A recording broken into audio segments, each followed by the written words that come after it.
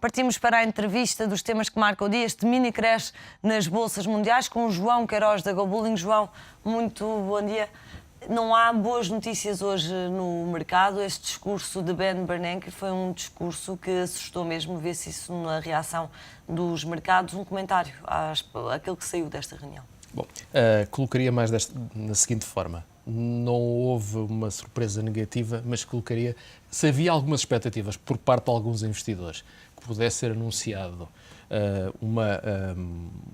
uma medida estratégica ou tática, como se quiser dizer, como, por exemplo, o QE3, essa expectativa rapidamente se desvaneceu. Depois, ser anunciado o twist, neste momento, a maior parte dos investidores, economistas, estrategas, quem segue os mercados, a economia, o setor financeiro, vê que a probabilidade de funcionar, um impacto positivo na economia, de uma forma de curto prazo, sobretudo na variável emprego e acelerar o crescimento da economia, tende a ser zero. Portanto, o impacto de implementar o twist neste momento, porque vamos pegar a última vez que foi aplicado o twist. Salvo erro, foi no início da década de 90, 95, que foi aplicado este tipo de mecanismo.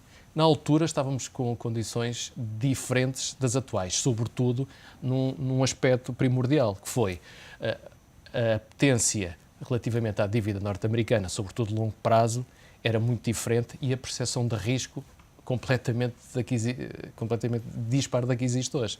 Portanto, tendo em conta esses dois princípios, a maior parte dos investidores não acredita que possa vir a funcionar. Também, implementar um quantitative easing, um programa de recompra... Seria muito diferente? Neste momento poderia ter um impacto também demasiado limitado e poderia ser mais em termos de expectativas. Porquê é que digo isto? Tal como já referimos anteriormente, a questão da armadilha da liquidez neste momento existe no mercado. O que é que isto significa?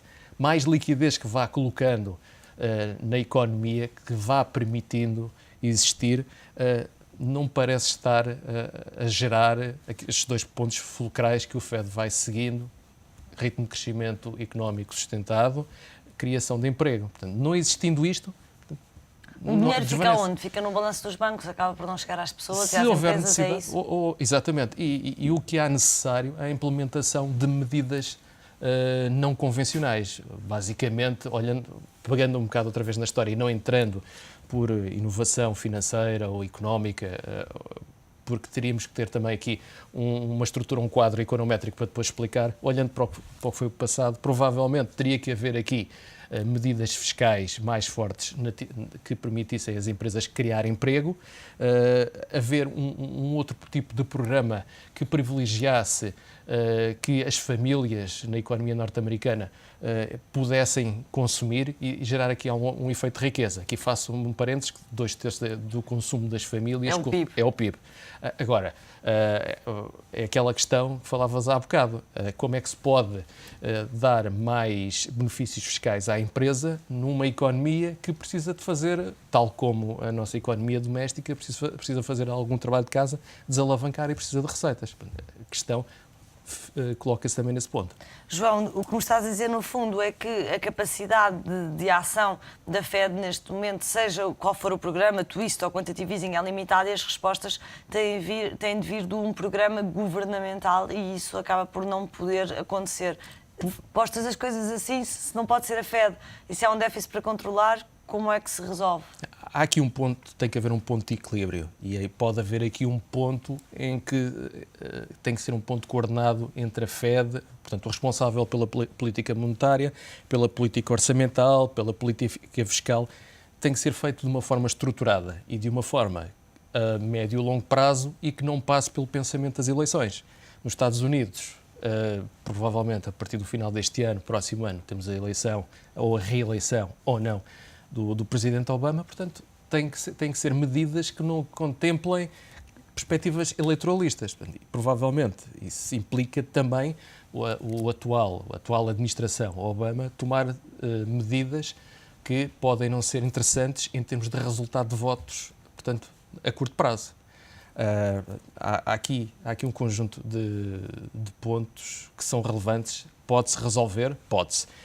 São lentos e demoram demoram no tempo a serem implementados. Há um conjunto de estruturas que eles vêm anunciando, a questão da rede elétrica que está envelhecida, a questão dos transportes, são questões relevantes, são importantes, são estruturais sobre aquela economia, podem ajudar, mas implica também desviarem desvio de recursos que dão votos. De temas que dão mais votos do Exatamente. que dos transportes.